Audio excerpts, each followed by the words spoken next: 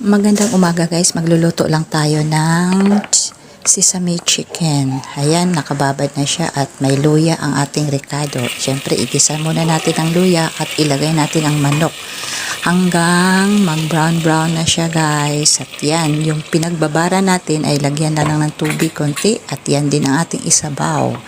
Ayan, haluin natin saglit at maya lang pakuluin siya natin. Kapag nagkulo na siya guys, mula kumulo, 10 minuto lang ang ating timer dyan. Kasi ang manok ay madali lang naman na maluto. Kaya, ayan, hayaan muna natin siyang kumulo at halu-haluin lang para hindi siya magdidikit sa ilalim.